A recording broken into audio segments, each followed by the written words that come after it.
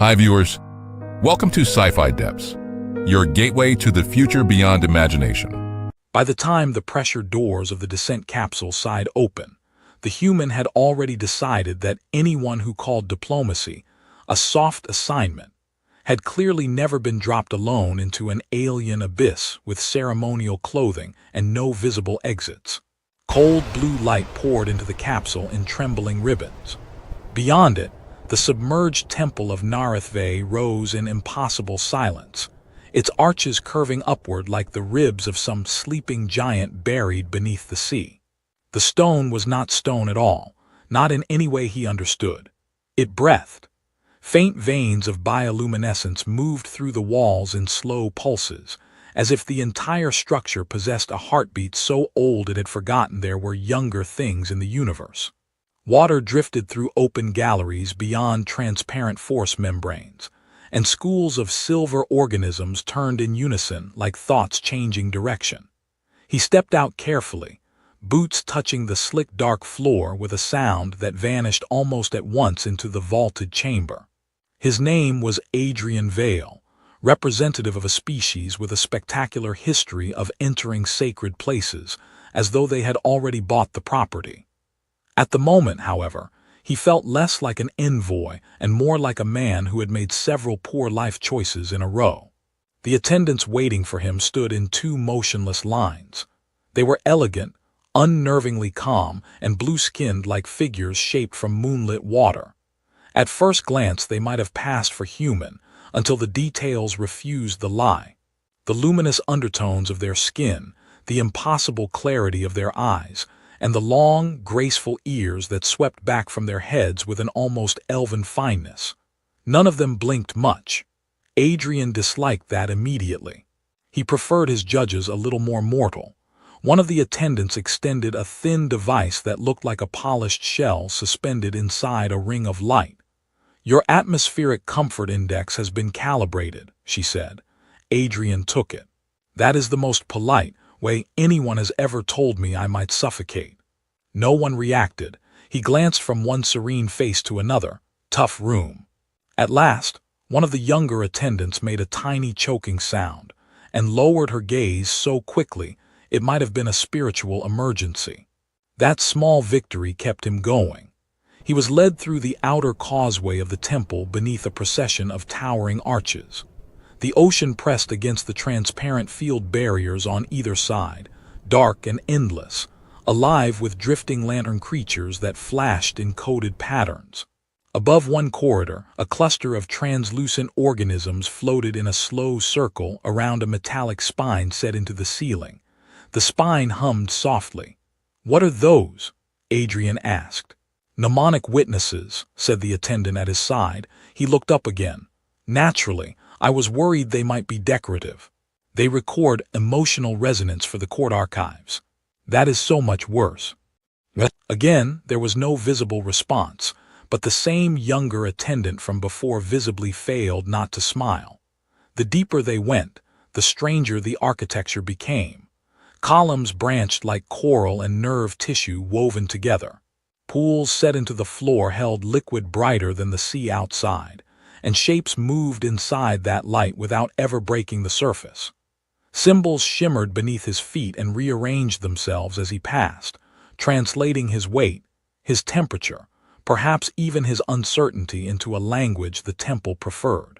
He had read the dossiers, of course. He knew Narithve was older than several human empires combined, and that its central sanctum was built from bioengineered mineral lattices responsive to neural fields. Knowing that on paper did absolutely nothing to improve the experience of walking through it while feeling judged by a floor. At the final threshold, the attendant stopped. Before him opened a chamber so vast it seemed to bend distance itself. Arches climbed into blue gloom far overhead. Curtains of light descended from the ceiling in slow, translucent sheets, each one filled with drifting luminous particles. At the center stretched a broad circular platform surrounded by open water beyond the membrane walls. Shapes moved there in the deep, enormous, pale and graceful enough to make his instincts beg him not to ask questions. The court stood in tiers of shadow around the chamber, silent and watchful. Nobles, elders, military minds, priest-technicians, every one of them still as carved icons, their attention fixed on him with the eerie confidence of people who had already seen the ending. And then he saw her. Queen Elira stood alone at the far end of the platform, where a crescent of living stone rose behind her like a throne grown rather than built. She looked, with immediate and dangerous simplicity, like a woman. Not an abstract sovereign, not a myth wrapped in armor. A woman, tall, poised, and impossibly self-possessed, with deep blue skin that shimmered like liquid starlight whenever the chamber light shifted. Her face was fine-boned and unreadable, her dark hair bound with strands of silver that moved as though underwater even in still air. Only her long ears, elegant and unmistakably alien, broke the illusion that some lost sculptor from Earth had imagined her first, and reality had copied the design badly. Adrian had prepared himself for majesty. He had not prepared himself for presence. He walked forward because stopping would have looked weak, and because turning around would have required surviving the stare of several hundred aquatic aristocrats. The chamber fell into a deeper stillness as he reached the center ring. No herald announced him, no ritual drums sounded, no one offered a command. Elira descended one step from the crescent throne. "Human envoy," she said. Her voice was low and clear, carrying through the chamber without effort. The translators in the walls rendered it into his language a fraction too slowly, which somehow made every word feel more deliberate. Adrian inclined his head. "Your Majesty, you have come without escort. I was advised that bringing a fleet into your sacred waters would create a poor first impression." At that a faint current of movement passed through the court. Amusement, offense, alien indigestion, hard to tell. Elira studied him for another long moment. "You were also advised that this trial cannot be argued." Then I was given the first useful briefing in my career. A few of the courtiers looked personally wounded by that. The queen stepped closer, and he understood at once why the chamber had felt too still. It had been waiting on her motion. Light shifted over her skin in dim constellations. The bioluminescent strands set into the floor brightened beneath her bare feet, as though recognizing her. She stopped nearer than he expected, near enough for him to see the fine silver marks along her wrists, near enough to notice that her expression was not cold at all. It was curious. That was more unsettling than hostility would have been. "You know why humans have failed here," she said. He could have lied, could have pretended certainty, courage, ceremonial faith. Instead he said, "Because your people wanted them to." Several heads in the court lifted sharply. To his surprise, Elira did not seem offended. If anything, the faint light beneath her skin sharpened, like a thought finding shape. "Perhaps," she said. A metallic drone no larger than his hand floated down from somewhere above and hovered beside his face, emitting a single disapproving tone. Adrian eyed it. "I haven't even started disappointing anyone yet."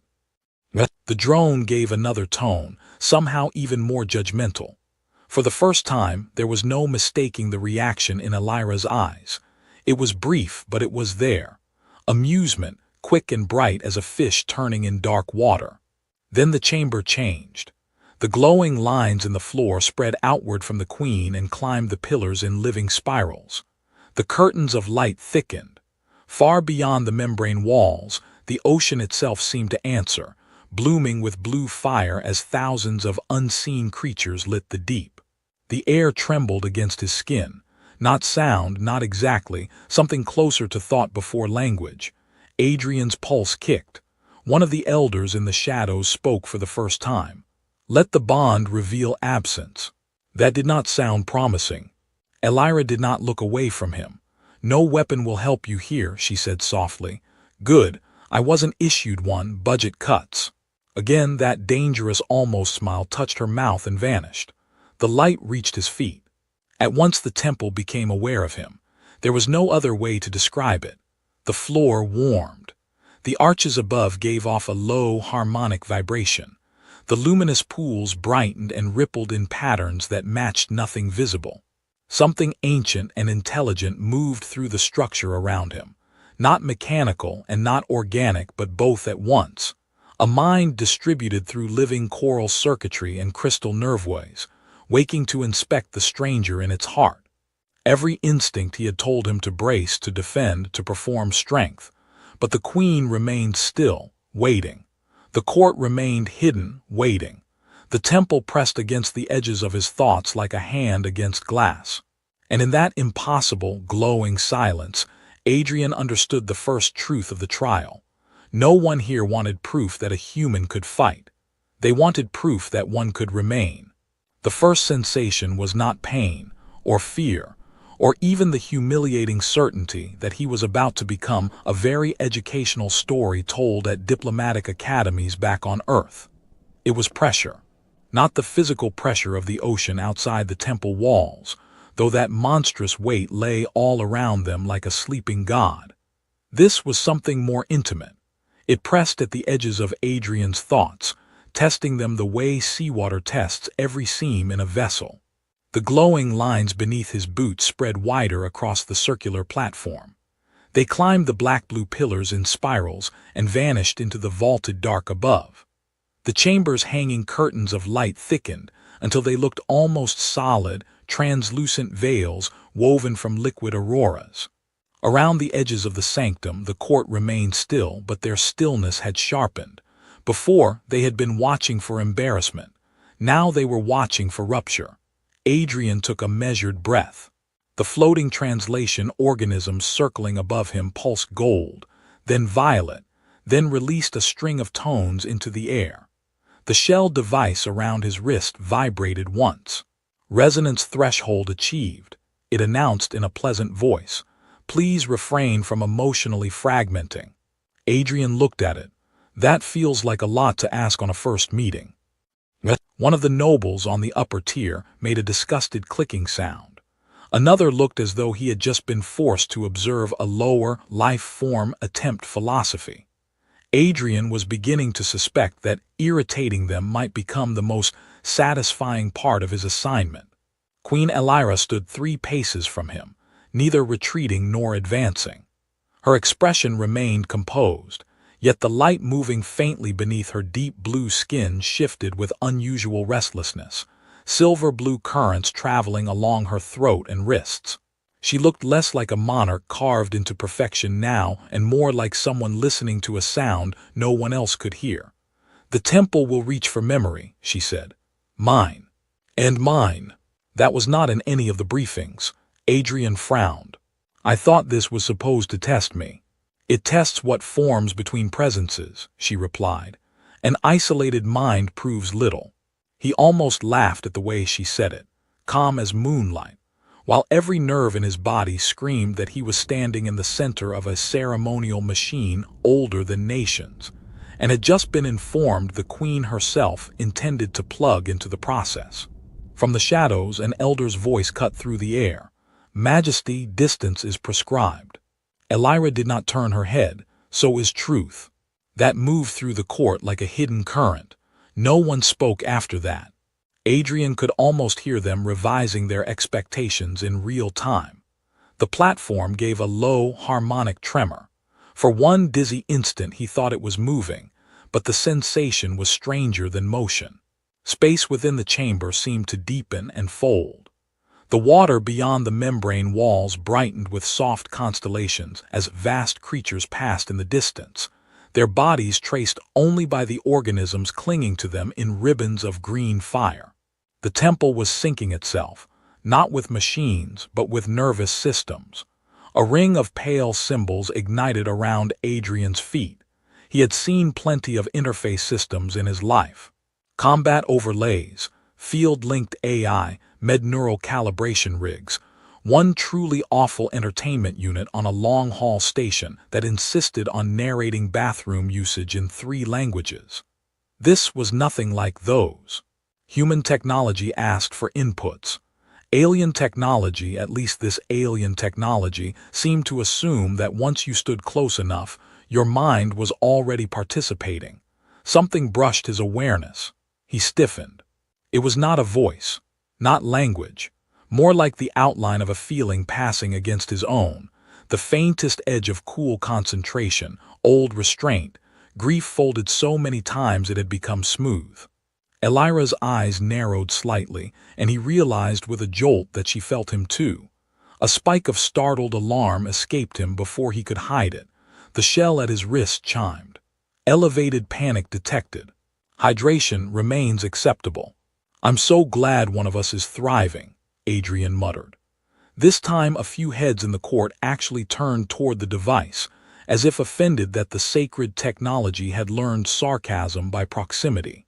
The contact deepened. Memory did not arrive in pictures at first. It came in textures, temperatures, emotional gravities. Warm black water carrying distant song. Columns of light descending through a city beneath the sea. 1,000 minds touching briefly and passing through some social current humans had no language for.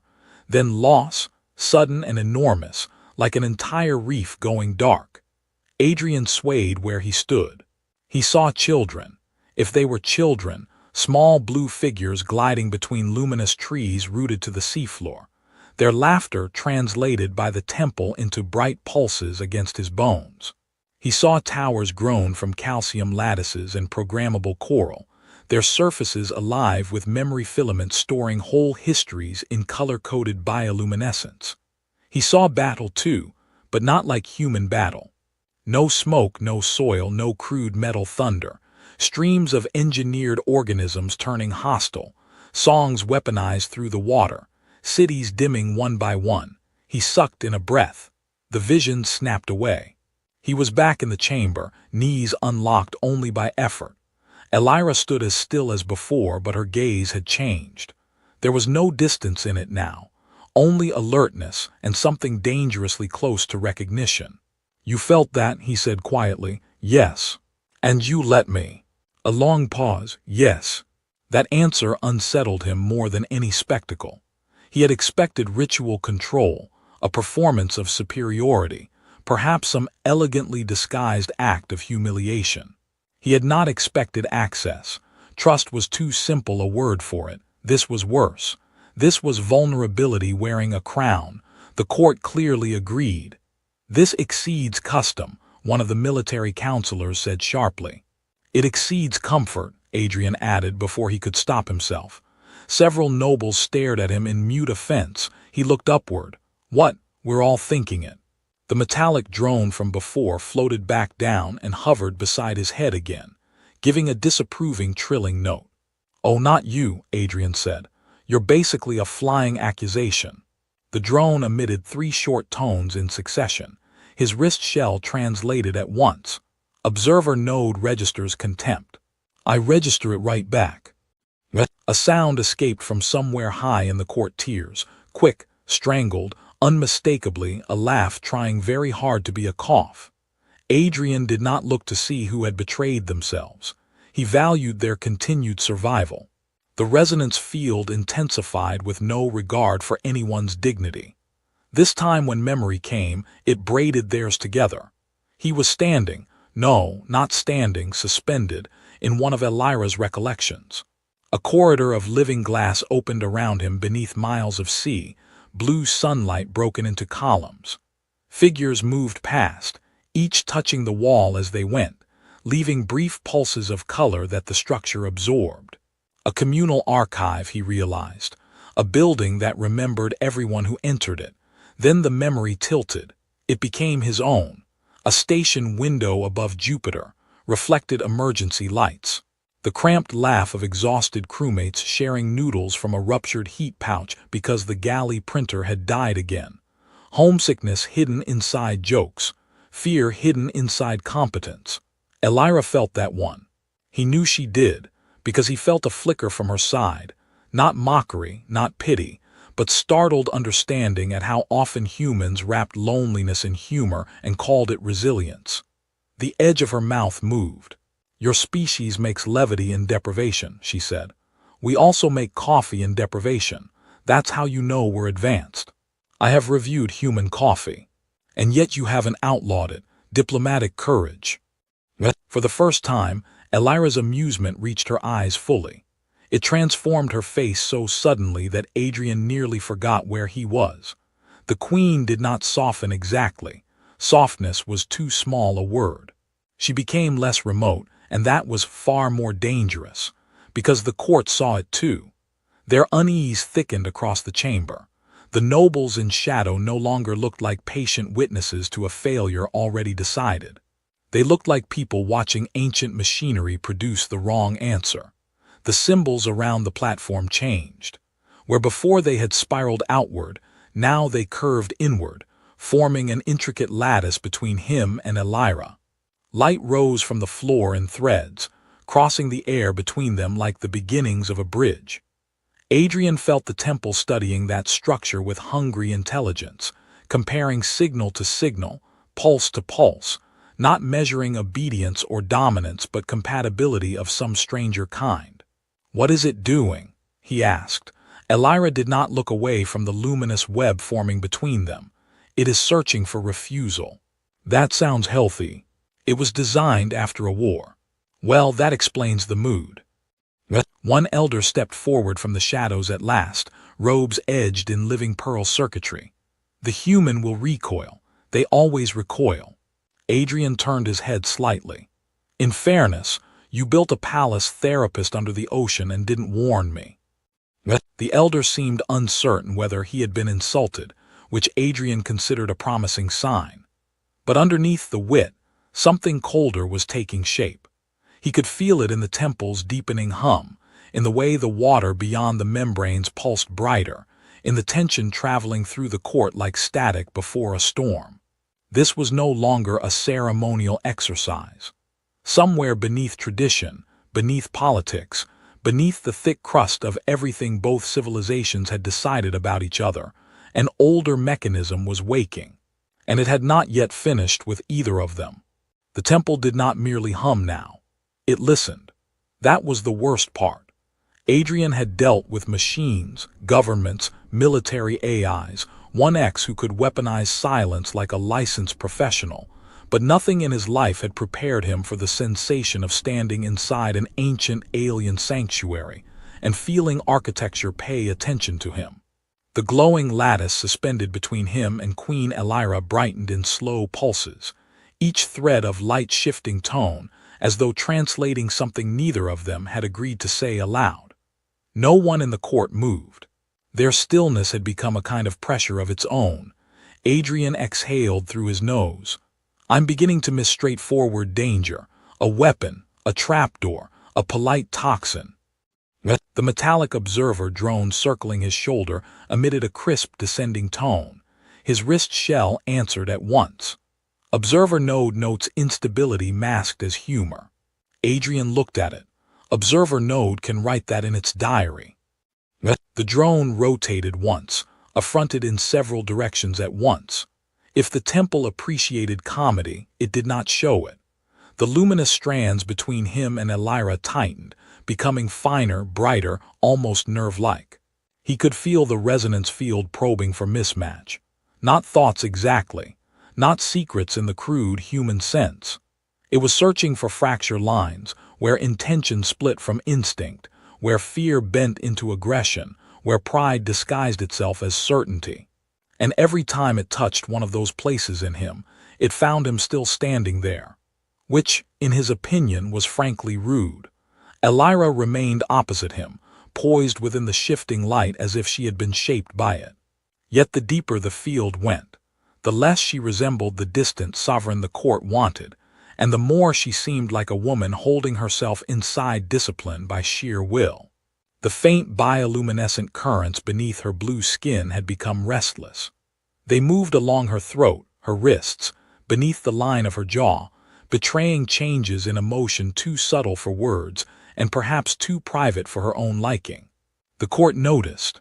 Of course they did. A counselor stepped forward from the upper arc of the platform, his robes lined with reflective scales that caught the chamber glow and threw it back cold. His ears swept long and severe behind his head, and his gaze landed on Adrian as if the human's continued existence was an administrative oversight. "Majesty," he said, "the field is exceeding ceremonial depth. End the contact." Elira did not turn toward him. On what authority? On precedent. Precedent, she said, is often the shadow cast by fear. That rippled through the chamber harder than a shouted argument would have. Adrian did not know enough of her court politics to parse every layer of what she had just done, but he knew challenge when he heard it. Several elders stiffened. A military advisor lowered his gaze too quickly. Someone in the rear tiers murmured a phrase that his translator did not catch, probably because alien devices had the good judgment to leave some trouble untranslated. The temple responded before anyone else could. A low resonance rolled up through the floor and into his bones. Around the chamber, the living columns brightened and opened along their sides in vertical seams, revealing inner channels of liquid light flowing upward in intricate spirals. Data, Adrian thought suddenly, not mystical illumination. This whole place was processing. The sacred architecture was doing what any advanced system did when forced beyond standard parameters. Opening hidden layers and reallocating power. He almost laughed. Of course, the haunted temple is also a computer. Elira's gaze flicked to him. A poor word. It's a human word. We use poor words for everything, until better ones become expensive. One corner of her mouth shifted. Barely. Enough. The court saw that too, and the tension sharpened like a blade being drawn very slowly. Then the next wave of resonance hit. This time there was no gentle threshold, no easing descent into shared impression. Adrian was in it at once, carried into the temple's buried archive with the force of a current breaking loose. The chamber vanished. He stood, if standing applied, to a city beneath black water lit from below by forests of bioluminescent growths. Towers rose like grown crystal, ribbed with living coral circuitry. Between them moved currents of encoded light, data passing through the city in luminous tides. Above it all hung a vast membrane dome, transparent and humming, holding pressure, weather, memory, life. It was beautiful in the way stars were beautiful, so complete it made him feel temporary, and he was not alone in it. Elira was there too, not as queen but as younger self, smaller somehow, unarmored by ritual. She moved through the memory with her hand touching the surface of a public archive wall, and every place her fingers brushed bloomed with color. Beside her swam an older figure whose features echoed hers around the eyes. Family, Adrian realized. Guidance, affection hidden beneath formality. Then the memory darkened, the dome above the city cracked. No explosion, no dramatic fire, just a soundless fracture racing across a civilization's sky. Warning currents flashed crimson through the water. The coded light stream stuttered and died. Something struck the outer barrier from beyond, not metal, not ship, but a swarm of engineered organisms chewing through the membrane in coordinated waves. Weaponized biology, precision terror. Grief slammed into him so hard his chest seized. He felt Elira feel it too, not as recollection alone but as old pain reopened by contact. She had not merely shown him history. The temple had dragged both of them back through it. The vision snapped. Adrian staggered, catching himself before he dropped to one knee. The observer drone zipped anxiously around his head, beeping in rapid bursts. His wrist shell spoke over it. Severe emotional overload detected. Breathing remained suboptimal. He bent slightly, hands on his thighs. This thing has the bedside manner of a parking citation. Across from him, Elira had not moved, but the light beneath her skin flashed once, bright and uncontrolled. A collective hush passed through the court. Not because she was weak, because she had been seen. That, Adrian understood, was the real transgression. An elder descended from the shadowed tier, older than the others, his features lined with luminous silver markings that pulsed in time with the temple. Unlike the counselor before him, this one did not look angry. He looked alarmed. "The archive is opening around the human," he said. "It should not." "It is," Elira replied. "He is not of the Covenant line." Adrian straightened slowly. "Comforting. I love being discussed like cursed cargo." The elder ignored him, which frankly Adrian found hurtful. The pattern is incorrect, the elder said to Elira.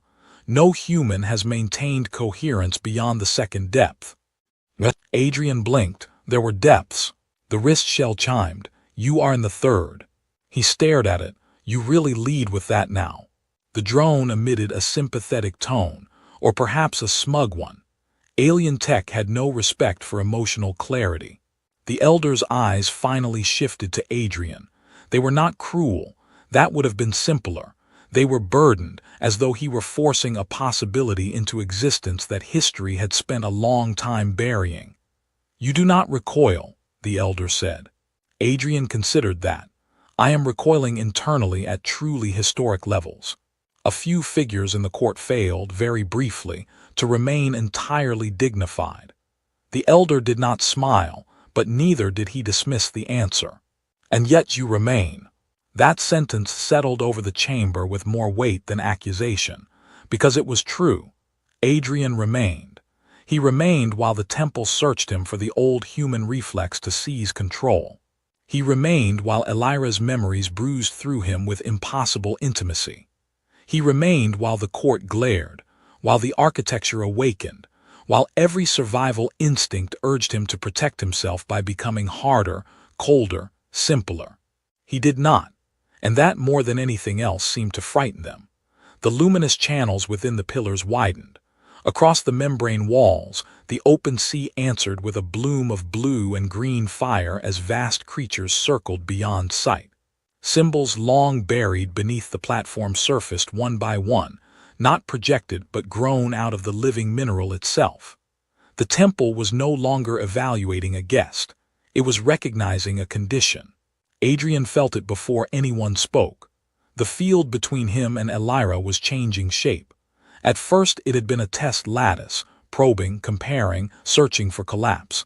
Now the threads of light curved and interlocked with greater symmetry. Not interrogation, alignment. The beginnings of a bridge not imposed from one side upon the other but generated by both. That was when panic truly entered the room. A military advisor stepped forward. Break the field. No, Elira said. Majesty. No. The word rang harder this time, backed by something deeper than royal authority. The temple heard her. The chamber lights surged. Adrian glanced between them. I'm getting the feeling this is less a ceremony and more a constitutional crisis. The observer drone bobbed once in front of his face and gave a very solemn tone. The wrist shell translated. Correct. He stared at it. You know, I appreciate the honesty. Then the temple opened one layer further, and every joke in him went still. Because in the rising light, in the living code unfurling through the sanctuary, Adrian understood what the court had truly expected from every human before him. Not failure by force, failure by fear. And somewhere beneath the temple, beneath the ocean, beneath centuries of ritual designed to make that fear look inevitable, something old had begun to wake for a different answer. The temple chose that moment to stop pretending it was a temple. The living arches split open along hidden seams, and what had seemed for centuries like sacred ornament revealed itself as layered circuitry grown from mineral, coral, and old design logic no human engineer would have admitted was possible without first asking for a funding increase. Rivers of blue-white data surged through the walls. The luminous pools around the platform rose in smooth columns, each one filled with moving symbols and memory filaments. Beyond the membrane barriers, the dark ocean answered in widening halos of bioluminescence. As if the entire sea had just received a signal it had been waiting millennia to hear. Adrian stood in the center of it, every muscle locked, the field of light between him and Queen Elira now so bright it cast both of their shadows in opposite directions. The court had stopped hiding its alarm. Break the resonance, one of the military counselors shouted. Another elder stepped forward, robes trembling with reflected light. The core is entering prophetic mode. Adrian glanced at his wrist shell. I hate that phrase so much. It chimed immediately. Stress humor remains active. Thank you, bracelet. You've contributed nothing and judged everything. The metallic observer drone floated beside his head and emitted a short approving trill. Traitor. Across from him, Elira did not move, but the discipline in her face had become something fiercer now, not the cold stillness of royalty, but decision. The light beneath her blue skin shimmered like galaxies underwater. Her long ears were outlined in silver fire from the awakened field, and her gaze stayed fixed on Adrian, as if the court, the temple, and the entire history pressing around them had narrowed down to a single intolerably simple question. Not will you obey, not will you resist. Who will you be when power asks you to kneel or dominate because it cannot imagine a third language? The answer arrived in him with startling clarity. That was new. Old Adrian would have defended himself with wit until the room forgot he was afraid. Older Adrian, meaning the version from roughly 3 hours ago, would have chosen the safest available posture and called it strategy. He would have looked for the angle, the survival path, the least catastrophic version of compromise.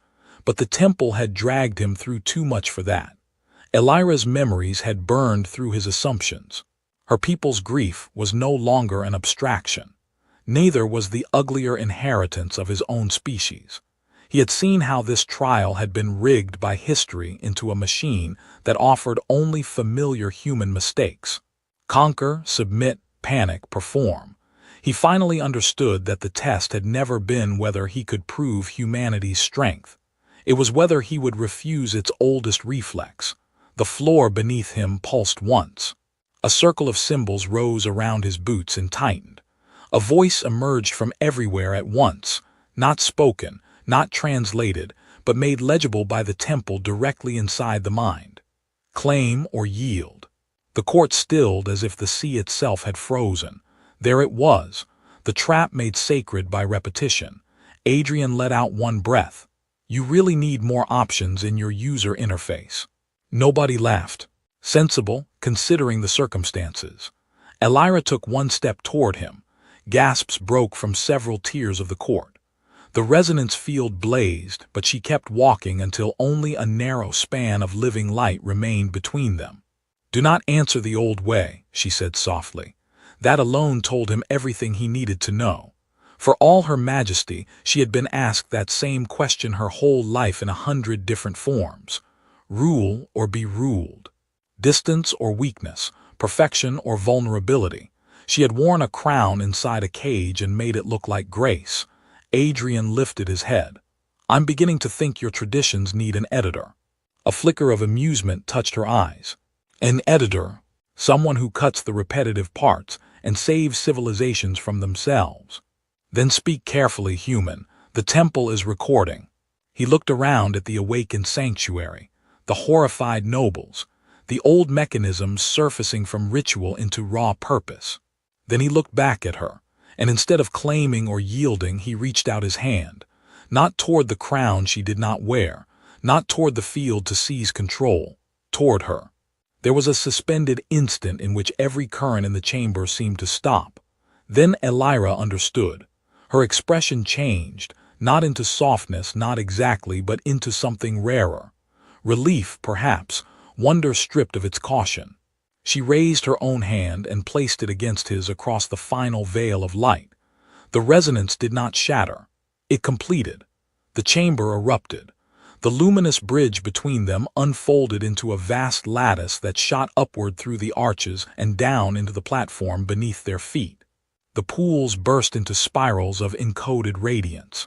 The temple's hidden systems came fully awake, layer after ancient layer, and Adrian saw the truth all at once. The prophecy the court had wrapped in incense, and fear was not mystical at all. It was dormant protocol. The sanctuary had been built after the old wars to detect the one thing both sides had failed to imagine in each other: reciprocal trust without hierarchy. Not ruler and subject, not victor and defeated. Two minds willing to risk being altered by contact. The ocean beyond the membranes answered with concentric rings of living light spreading into the dark.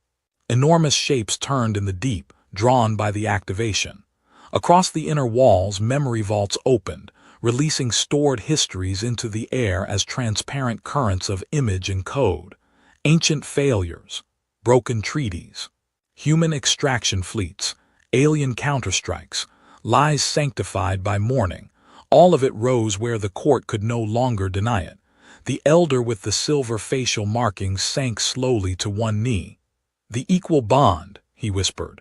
The military counselor looked as though reality had committed a personal insult. "Impossible." "Historically," Adrian said, still holding Elira's hand through the light, "that word has a terrible success rate."